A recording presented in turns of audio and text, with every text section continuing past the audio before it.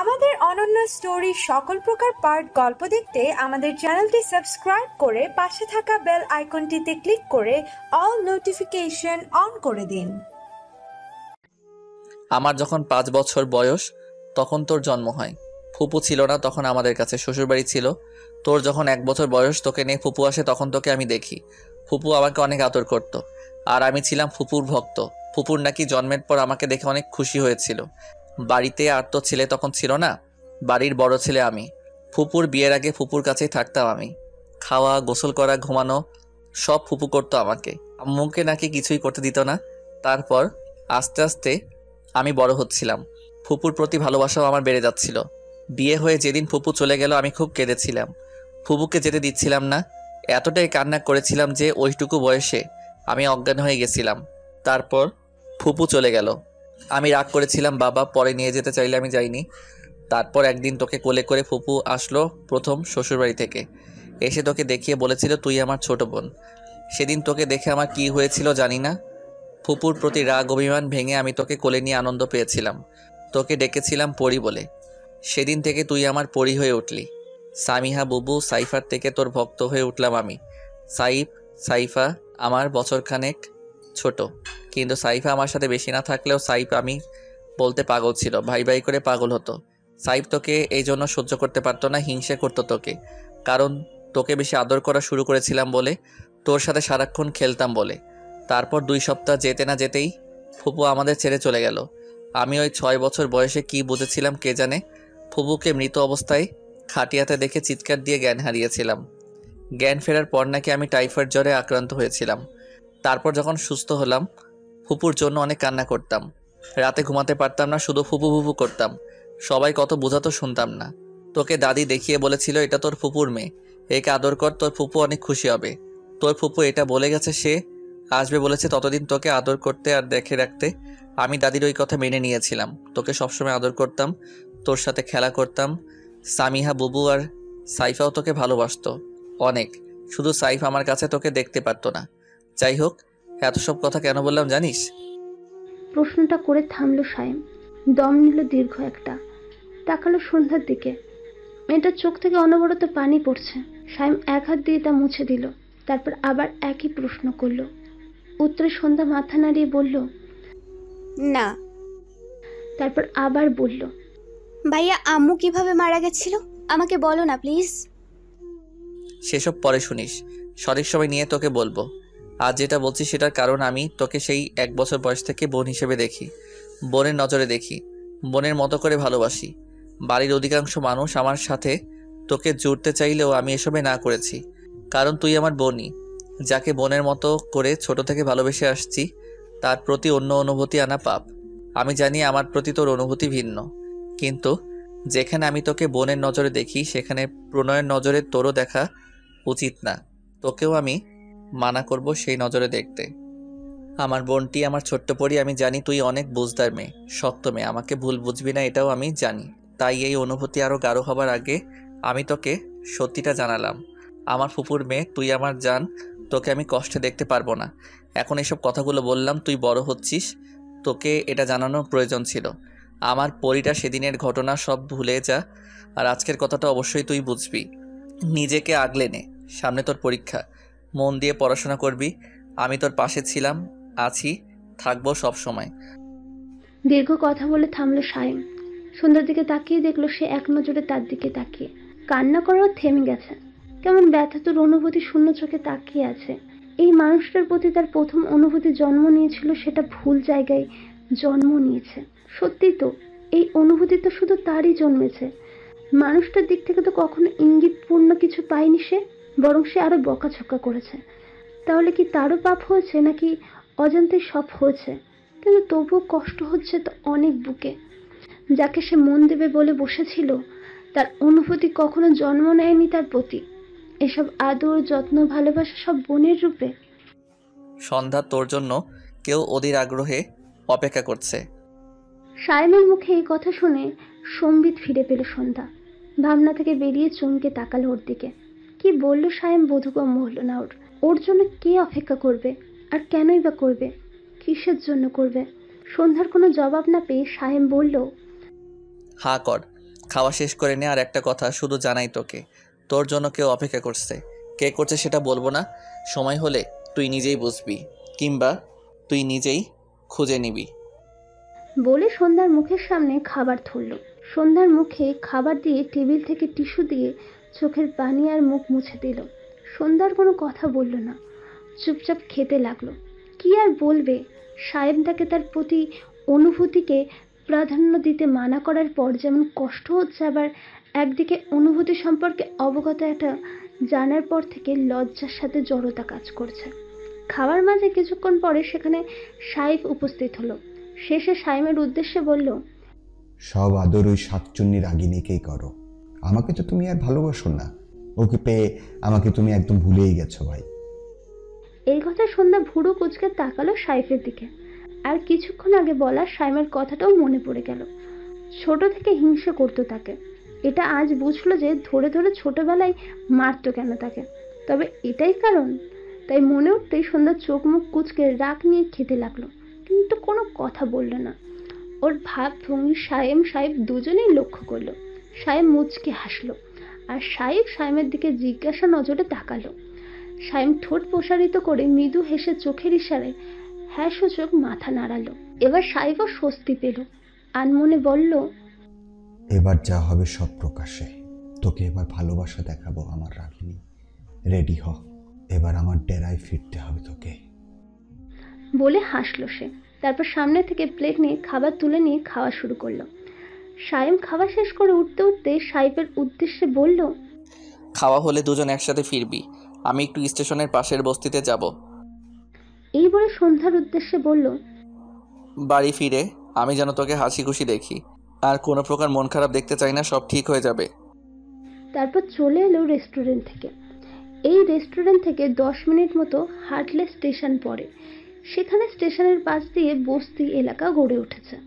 এইদিকে অথৈ স্টেশনের পথ ধরে বস্তির পাশ দিয়ে হাঁটছে। তারা দুজনে আজ অথৈয়ের বাবার শাড়ির দোকানে গেছিল। আশরাফ শেখের শহরে অনেক বড় শাড়ির দোকান, সেখানে দেশি বিদেশি সব ধরনের শাড়ি পাওয়া যায়। আগে অবশ্য বড় ছিল না এই দোকান, আশরাফ শেখের বাবার করা, অর্থাৎ অথৈয়ের দাদার।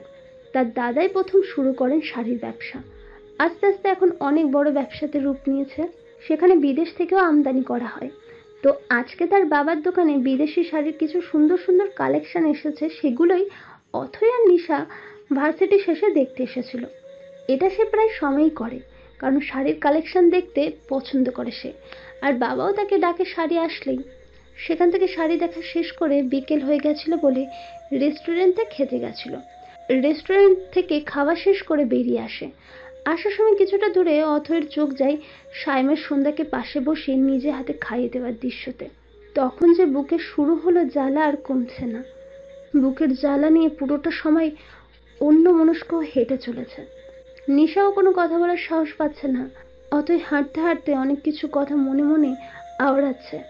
আজ 1 সপ্তাহ মানুষটাকে সে দেখে না। কতটা কাতর একটু দেখার জন্য। না ভার্সিটিতে দেখে, আর না মাঠে আসে। এই 1 সপ্তাহ তার জীবন মনে হচ্ছিল চলছিল না।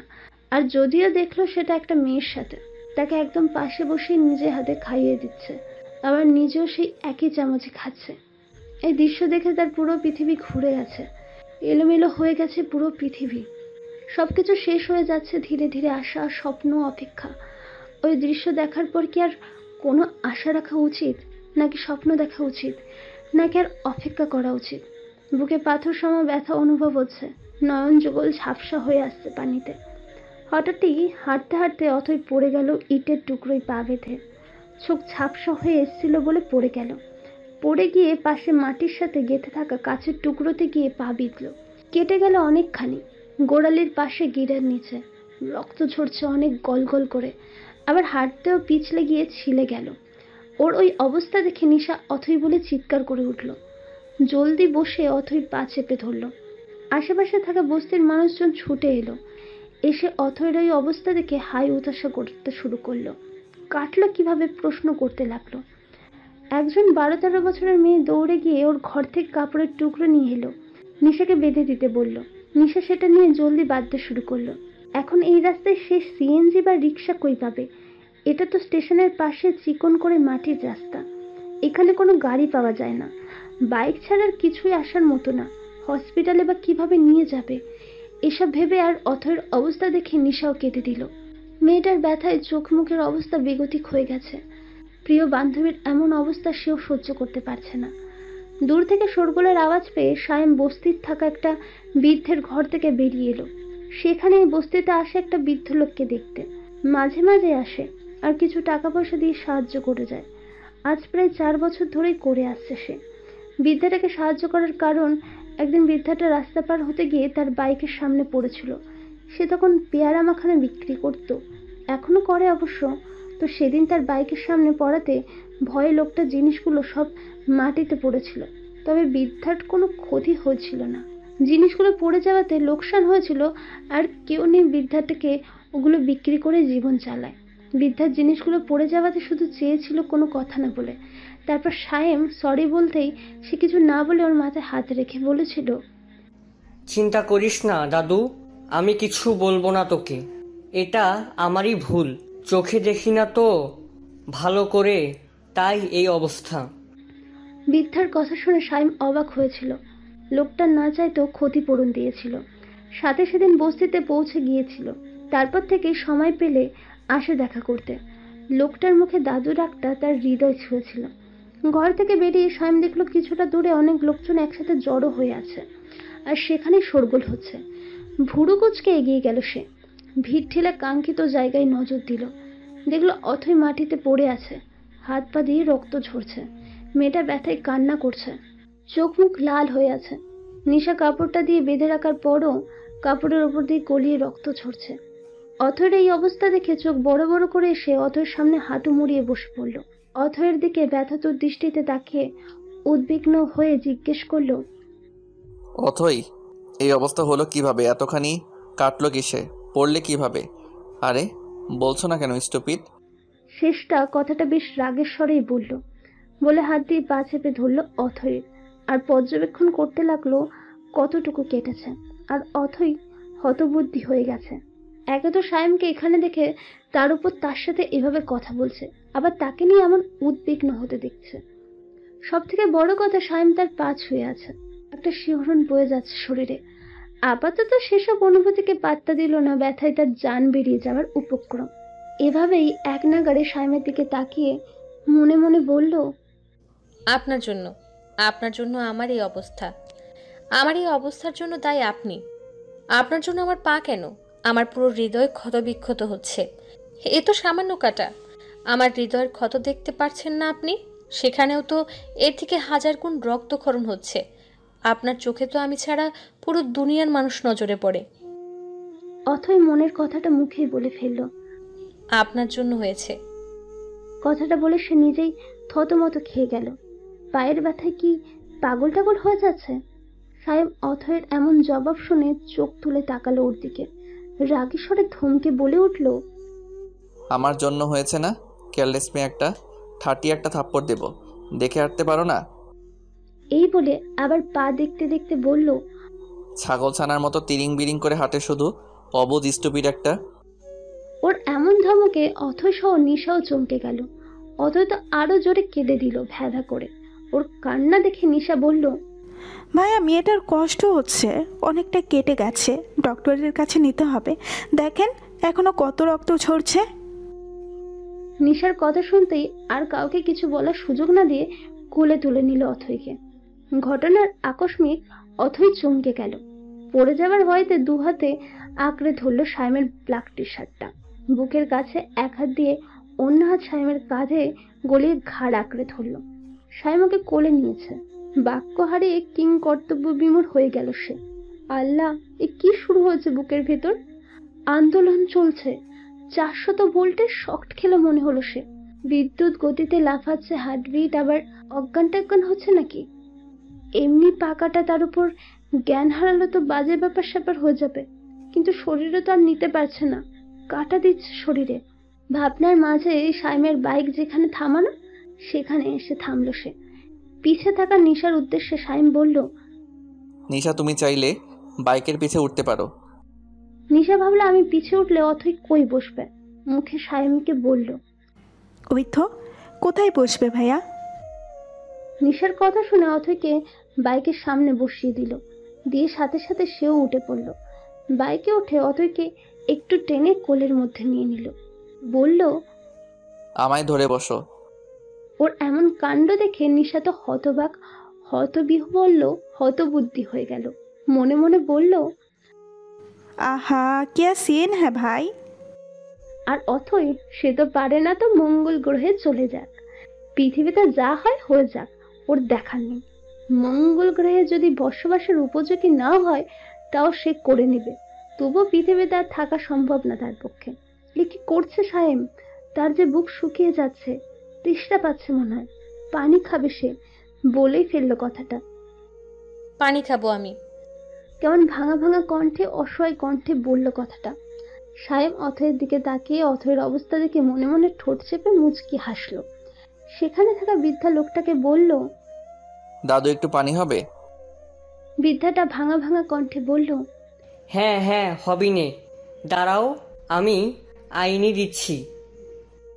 পানি খেয়ে গলাটা একটু জিরালো, তারপর আবার অসহায় চোখে নিশার দিকে তাকালো। ওর অবস্থা দেখে নিশা মুচকি হাসলো ঠোঁট চেপে। সায়েমের উদ্দেশ্যে বলল, না ভাইয়া, আমি রিক্সাতে আসছি, আপনি ওকে চলতে নিয়ে যান, আগে ওর পা ড্রেসিং করতে হবে। সায়েম আর কথা না বলে বাইক স্টার্ট দিল। বাইক স্টার্ট দিতেই অথই বলল, আমি রিকশায় যাব, আমাকে নামিয়ে দিন। সায়েম অথয়ের এমন কথায় রেগে গেল, চোখ মুখ লাল করে বলল, আর একটা কথা বলবে তো, এখান থেকে ওই যে দেখছো ওই ড্রেনের মধ্যে আউড়িয়ে ফেলে দেব। সায়েমের হুমকি শুনে অথই চমকে ঢোক গেল। ড্রেনের দিকে তাকিয়ে দেখলো কি জঘন্য, নাড়ি ভুড়ি উল্টিয়ে আসছে। সবকিছু ভুলে সে চুপ হয়ে গেল। সায়েম আর দেরি করলো না, পুনরায় বাইক স্টার্ট দিল। স্টার্ট দিতেই এবার ভয়ে সায়েমকে আষ্টে পিষ্টে জড়িয়ে ধরলো অথই। এই জড়িয়ে ধরাতে আর কারো কিছু হোক আর না হোক, সায়েমের অবস্থা বেগতিক হলো। এ মেয়ে মেরেই ছাড়বে আজ। এর মাঝে আবার যদি অ্যাক্সিডেন্ট হয়ে যায়, তাই ভেতরে চলা তাণ্ডবকে পাত্তা না দিয়ে বাইক চালানোয় মন দিল। আর অথই লজ্জায় ভয়ে আতঙ্কে চোখ খিচে বন্ধ করে রাখলো। আবার অন্যদিকে বুকের মাঝে মনের মাঝে হাজারো প্রজাপতির ডানা বিলছে, সেটাও বুঝতে পারছে। থেমে যাক আজকের এই দিনক্ষণ সময়, এভাবেই থাকতে চাই সে 1000 বছর। সে মনে মনে অনেক কথা আওড়ালো। আজকে যে দিনটা পেল, এটা কি ভোলবার দিন? কোনো অনুভূতি আছে কি এতে, নাকি এটা শুধু মানবিকতার খাতিরে? এটা কি সমাজসেবা, নাকি প্রতিবেশী হিসাবে একটু সহানুভূতি? এসব ভাবতেই ভেতরে ভেতরে মনটা বিষিয়ে উঠল আবারও। বেলা গধূলির লগ্নে, একটু পরে আজান দেবে। হসপিটালে একটা কেবিনের পাশাপাশি বসে আছে সায়েম, আর পাশে অথই তাকে শক্ত করে আষ্টে পিষ্টে ধরে আছে। ব্যথায় মেয়েটার মুখ নীলবর্ণ ধারণ করেছে, পায়ে প্রচুর যন্ত্রণা হচ্ছে। সে যন্ত্রণার ফলে এখন মাথাটাও ধরেছে, পুরো শরীর যেন ছিঁড়ে যাচ্ছে। বাম হাতের তালুটা হালকা ছিলে গেছে বলে সেখানে ব্যথাটা কম অনুভব হচ্ছে, কিন্তু জ্বলে যাচ্ছে। আর পাটা মনে হচ্ছে ব্যথায় খসে পড়বে, ইতিমধ্যে ফুলেও গেছে। অথয়ের এই অবস্থা দেখে সায়েম হিতাহিত জ্ঞান হারিয়ে ফেলেছে। মেয়েটার এমন অবস্থা সহ্য হচ্ছে না। ডক্টর অথয়ের পা ড্রেসিং করছে, রক্ত পরিষ্কার করছে। সেলাই করতে হবে পা ধরে রক্ত পরিষ্কার করছে বলে মেয়েটার অনেক ব্যথা লাগছে, যার জন্য চোখ খিচিয়ে বন্ধ করে সায়েমের বুকে মুখ লুকিয়ে আছে। আর সায়েম এক হাত তার পিঠ বরাবর দিয়ে বাহু জড়িয়ে অন্য হাতে মাথায় রেখে যেন অথয়ের দৃষ্টি লুকানোর চেষ্টাতেই আছে। ওদের এমন অবস্থায় দেখে ডক্টর মানুষটা একটু বিব্রত হলো। আর নিশা অথয়ের পাশে চেয়ারে বসে ঠোঁট টিপে টিপে হাসছে। অথয়ের ড্রেসিং চলা অবস্থাতেই সেখানে প্রায় দৌড়ানোর মতো করে উপস্থিত হলো রাহাব আর শাওন। এসে অথয়ের পায়ের দিকে নজর দিয়ে উদ্বিগ্নে কণ্ঠে রাহাব নিশার উদ্দেশ্যে জিজ্ঞেস করলো, এতটা কাটলো কিভাবে? নিশা সব বিস্তারিত বলল। শাওন মুখটা বেজার করে বলল, ইস, কতখানি কেটে গেছে, মেয়েটার কি কষ্ট হচ্ছে। সায়েম বলল, রাস্তায় হাঁটার সময় একটু দেখে হাঁটবে না? আর ওই রাস্তায় কেন যেতে হলো? নিশা বলল, একটু বিকেল টাইমে হাঁটার জন্য দুজনে ভেবেছি হেঁটেই যাই। কথাটা সে একটু মিথ্যা বলল, আসলে তারা তো সেজন্য যায়নি। অথই রাগে অভিমানে ওই পথ ধরেছিল, গাড়ি না নিয়ে। সায়েম জবাবে বলল, পাকনামি করেছে, একটু কেয়ারলেসের জন্য কতটা ভোগান্তি হচ্ছে বুঝছে নিশ্চয়ই। কষ্টটা কার হচ্ছে, কতগুলো রক্ত ঝরছে। সায়েম কথাগুলো একটু গম্ভীর স্বরেই বলল, আর তা শুনে অথই আর একটু মিশিয়ে গেল। ওর বুকে শক্ত করে ধরল আর একটু। সায়েমের কোমরের কাছে টি শার্টের অংশটুকু যেন ওর ডান হাতের মুঠোয়। ওর এমন আরো ঘনিষ্ঠ হওয়াতে সায়েম কিছুটা বিব্রত হলো। সামনে এতগুলো চোখ দেখছে কিনা। সায়েমের কথায় রাহাব বলল, থাক বকিস না, বাচ্চা মেয়ে বুঝে নাই, আর দুর্ঘটনার কারোরই হাত থাকে না, ব্যাস হয়ে যায়। জবাবে সায়েম মুখে কিছু না বললেও মনে মনে বলল, ওর কিছু হলে আমি থমকে যাব। ডক্টর এবার পায়ে একটা ইঞ্জেকশন দেবে, সেটা হচ্ছে অবশ করার জন্য, যাতে সেলাই করতে গেলে বেশি ব্যথা না লাগে। ইঞ্জেকশনটা পায়ে ফোটাতেই অথয় চিৎকার দিয়ে উঠল, আরো শক্ত করে ধরল। অথয়ের চিৎকারে সায়েম সহ সবাই ঘাবড়ালো। সান্ত্বনা দিতে নিশাও এবার অথয়ের বাহু চেপে ধরল, আর সায়েম আরেকটু আঁকলে নিয়ে বলল, সামান্য লাগবে অথই, হয়ে গেছে, শান্ত হও, এরপর আর ব্যথা লাগবে না। সায়েমের এমন আদুরে বাণীতে অথয় ঠোঁট উল্টে আবার কেঁদে দিল। সত্যি অনেক ব্যথা করছে মেয়েটার। কাছে কাটা, এটা চারটেখানি কথা না, অনেক যন্ত্রণা হয়। একে তো কাজ, তার উপর আবার মাটিতে গেঁথে থাকা কত পুরনো কে জানে। 3টে সেলাই গেল অথয়ের পায়ে। সেলাইয়ের পর ব্যান্ডেজ করা হয়েছে, আর হাতের তালুতেও রক্ত পরিষ্কার করে মলম লাগিয়ে ব্যান্ডেজ করে দিল। তারপর অথয়কে সোজা করে বসিয়ে দিল সায়েম। এবার বিষয়টা মাথায় এলো অথয়ের, আর আস্তেই লজ্জায় মরি মরি অবস্থা হয়ে গেল। এতক্ষণ ব্যথায় এসব কিছু খেয়ালই ছিল না তার, সব ভুলে বসেছিল। এতক্ষণ সে সায়েমকে জড়িয়ে তার বুকের ওপর ছিল। হাই আল্লাহ, ভাবতেই পুরো শরীর জড়িয়ে গেল। কাঁপাকাঁপি শুরু হয়ে গেল, আবার হার্টবিট ফাস্ট হতে চলতে শুরু করলো। লজ্জা নিয়ে আশেপাশের পরিবেশে একবার চোখ দিল। ইস, কি লজ্জাজনক পরিস্থিতি। মাথা নুয়ে নিল, ভেতরে ভেতরে সব কাঁপছে। ওর কাঁপা বুঝতে পেরে সায়েম অতএর হাতের উপর হাত রাখলো। যা ভাবছিল তাই, জ্বর আসছে, শরীর অনেক গরম হয়ে গেছে। তাই ডক্টরের উদ্দেশ্যে বলল, ডক্টর, ওর শরীরে তো জ্বর আসছে, অনেকটা গরম হয়ে উঠেছে। একটু আসবে জ্বর, কাটার জন্য ব্যথায় জ্বর আসছে, বিচলিত হবেন না। আমি বড় স্যারকে বলেছি, সব কিছুর প্রেসক্রিপশন করে দেবে, ঠিক হয়ে যাবে। সবকিছুর ফর্মালিটি পূরণ করে সায়েম আর সায়ন কেবিনে আসলো। সায়নের হাতে ওষুধের ব্যাগ। রাহাব আর নিশা কেবিনেই ছিল অথয়ের সাথে। নিশা মেয়েটা এতক্ষণ একটু অস্বস্তিতেই ছিল। কেন জানি রাহাবের উপস্থিতি ওকে একটু অস্বস্তি দেয়। সায়নরা ফিরতেই একটু স্বস্তি পেল। নিশা বেশি কথা বলেনি রাহাবের সাথে, সে যা জিজ্ঞেস করেছে শুধু তাই বলেছে। আর অথই নিশার কাঁধে মাথা রেখে চোখ বন্ধ করে পড়ে আছে। সায়েম এবার অথয়ের কাছে এসে বলল, খুব খারাপ লাগছে। অথয় চোখ বন্ধ করে আদুরে ভাবে মাথা নাড়িয়ে বলল, কষ্ট হচ্ছে, খুব ব্যথা করছে। অথয়ের এই কথা শুনে কোলে তুলে নিল ওকে। অথয় আবার একটু বিচলিত হলো, কিন্তু কিছু বলল না। এমনিতেও সে হাঁটতে পারবে না এখন, আর উপায়ও নেই। তাই একবার চোখ খুলে সায়েমের দিকে তাকালো। ওর দৃষ্টিতে দৃষ্টি মিলিয়ে সায়েমকে ধরে আবার চোখ বন্ধ করে ওর বুকে মাথা রাখলো। আর সায়েমকে একদম ছোট বাচ্চাদের মতো করে আগলে নিল। রাহাব সায়ন নিশার উদ্দেশ্যে বলল, ওকে কিছু খাইয়ে ওষুধ খাওয়াতে হবে, নয়তো ব্যথা কমবে না। রাহাব বলল, হ্যাঁ চল, নিচে কোনো রেস্টুরেন্ট থেকে আগে ওকে খাইয়ে ওষুধ খাইয়ে দে। সায়েম সম্মতি জানিয়ে হাঁটা ধরলো। ওর পিছে পিছে ওরাও গেল। সায়েমের এতটা কেয়ার করা দেখে নিশা মনে মনে বলল, আমি যা ভাবছি তাই যেন হয়, শিওর হতে হবে আমাকে। সেটার জন্য রাহাব ভাইয়া আর শাওন ভাইয়াকে জিজ্ঞাসা করতে হবে। মনে মনে ভাবতে ভাবতে পিছে পিছে চলল। রাত হয়ে গেছে। হসপিটালের নিচে পাশে একটা রেস্টুরেন্টে সেখানে এসে বসেছে ওরা। এছাড়া অনেক হোটেল আছে, সেগুলো অস্বাস্থ্যকর। সেখান থেকে খাবার অর্ডার করে রাহাব সায়ন নিশা টুকটাক খেলো, আর সায়েম অথয়কে খাইয়ে দিল। কিন্তু বেশি খেতে পারল না মেয়েটা। একে তো পায়ের ব্যথায় পুরো শরীর ব্যথা অনুভব হচ্ছে, তার উপর জ্বর ও সে বিষাদ লাগছে সব। সায়েমও বেশি জোর করলো না, খাওয়া শেষ করে ওষুধ খাইয়ে দিল। সেখানের বিল মেটাতে গেল রাহাপ আর সায়ন। এসে বলল, চল এবার যাওয়া যাক। রেস্টুরেন্টের বাইরে সে সিএনজিতে সাবধানে বসিয়ে দিল অথয়কে। পাশে সায়ন নিজেও বসে পড়ল। সিএনজি সিটে বসে অথয়ের কাটা পা নিচে পাততে দিল না।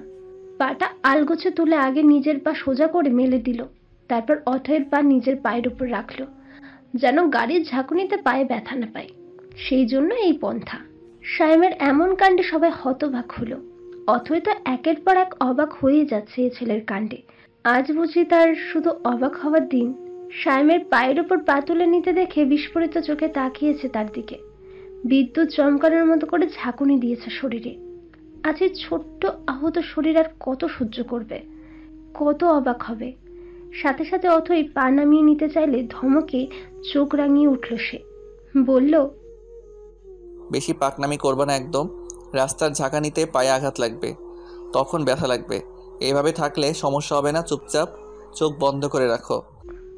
তারপর নিশাকে অথয়ের অপোজিট সাইডে এসে ওকে ধরতে বসে বলে সায়নকে বলল, আমার বাইকটা তুই নিয়ে আয়, আমি মোড়ের আগে নেমে পড়ব, তোরা পিছনে আয়।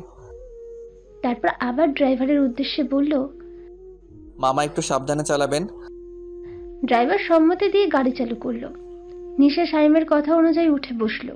বসে অথয়কে ধরে বসলো। মাথাটা কাঁধে এলিয়ে দিল অথয়। শরীরটা ভেঙে আসছে। সে এসব এখন নীরব দর্শকের ভূমিকা পালন করছে। সাইম অথয়ের এক হাত শক্ত করে ধরল। আবারও চকিত তাকালো সাইমের পানে। ছেলেটার ভাবভঙ্গি ভাবলেশীন, যেন তার কিছুই আসতে যাচ্ছে না। আর এসব এমন অবলীলাই করছে যেন সে অভ্যস্ত। অথই আনমনে ভাবল, এসব কিছু কিসের খাতিরে? এতটাই কি করে সে সকলের জন্য, নাকি তার জন্য আলাদা? পাশের এই মানুষটাকে জানে সে তাকে কতটা ভালোবাসে, কতটা চায়। কবে সে বুঝবে? সে কি বুঝবে না এসব কেয়ার করাই তার ভেতরকার ভালোবাসা সমুদ্রের ঢের ন্যায় উপচে পড়ছে দ্বিগুণ? তার ভালোবাসা কবে পাবে সে? এইভাবে তো সে সারা জীবনের জন্য থাকতে চায়, পাশে চায়, নিজের করে ভালোবাসতে চায়। তাকে এভাবে আগলে রাখুক সারা জীবন, কেয়ার করুক সারা জীবন, ভালোবাসুক সারা জীবন। মানুষটা তার হবে সেই আশাতেই তো সে দিন গুনছে। হবে কি সেই অপেক্ষার শেষ? সে তাকে চায়, হৃদয়ের অন্তঃস্থল থেকে চায়। ভালোবাসবে কি সে? মনের কথাগুলো বলতে গিয়েও থেমে গেল। মনে পড়ে গেল বিকালের সেই দৃশ্য। নিমেষেই সব বিষিয়ে উঠল, গিলে নিল হৃদয়ের প্রণয় বাণীগুলো। বুকে আবার ব্যথা অনুভব হলো। কান্নারা এসে ভিড় জমালো। এই মানুষটা তার না, অন্য কারো হবে ভেবে হৃদয় ছিঁড়ে যাচ্ছে। তাকিয়ে থাকলো এক নাগারে সাইমের দিকে ব্যথাতুর অসহায় চোখে। ভেতরে কান্নারা আন্দোলন করে বলে উঠতে চাইল, আমার হয়ে যান না, আপনার প্রতি এই পাগলির হয়ে যান। কথা দিচ্ছি, একটু অসহ্য হওয়ার সুযোগ দেব না।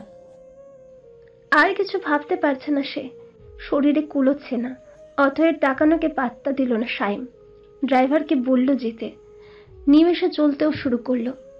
গাড়ি যেতেই মনে মনে রাহাফ আর সায়ন একটা কথা আওড়ালো, সফল হোক জলদি ভালোবাসা। মেয়ের এই অবস্থা দেখে রশ্মি বেগম আহত দৃষ্টিতে তাকিয়ে আঁতকে উঠলেন। এসব কিভাবে হলো? কোথা থেকে হলো? একের পর এক প্রশ্ন করে যাচ্ছেন। নিশা রশ্মিকে থামিয়ে দিয়ে বলল, বড় আম্মা তুমি আগে শান্ত হও, সব বলবো তোমাকে। ওই তোকে ধরো, ঘরে নিতে হবে ওকে। নিশার কথায় জলদি এসে মেয়েকে ধরলেন রশ্মি। সেই সময়তে সায়ন আর রিহাব সেখানে উপস্থিত হলো। ওদের থেকে ভুরু কুচকে তাকালো রশ্মি। এসে সাবধানে নামতে সাহায্য করলো অথয়কে। মায়ের এক কাঁধে হাত দিয়ে আর অন্য হাত নিশার কাঁধে দিয়ে সাবধানে নেমে দাঁড়ালো। রশ্মি বেগম রাহাবদের প্রশ্ন করলো, তোমরা? নিশা বলল, আমি বলছি সব, আগে চলো ঘরে। আস্তে আস্তে হাঁটিয়ে ঘরে গেল। ঘরে গিয়ে সাবধানে বসিয়ে দিল অথয়কে। রশ্মি মেয়ের পা সাবধানে খাটে তুলে দিলেন। তারপর পায়ের নিচে বালিশ দিয়ে দিলেন। কান্না করে দিয়ে বললেন, কতখানি কেটেছে, কি অবস্থা হয়েছে, এসব হলো কি করে আমার মেয়েটার? আম্মু, তেমন কিছু হয়নি, সামান্য কেটেছে। কেঁদো না তুমি প্লিজ। সামান্য কেটেছে না? তোর অবস্থা দেখেছিস? চোখ মুখের কি অবস্থা হয়েছে, আর বলছিস সামান্য কেটেছে। তারপর নিশা আর রাহাবদের উদ্দেশ্যে বললেন, কিভাবে কি হয়েছে? নিশা সব ঘটনা বলল, কিছু সত্য আর কিছু মিথ্যা বলল। এও বলল সায়াম সাহায্য করেছে, কিন্তু কিভাবে করেছে বিস্তারিত বলল না। সব শুনে রোশনি বেগম আঁতকে উঠলেন। উফ, মেয়ের কিভাবে কেটেছে সেটার থেকে বেশি সায়ামের কথা শুনে ভীতু চোখে তাকালেন। তারপর বেশি কথা না বলে নিশাকে বললেন,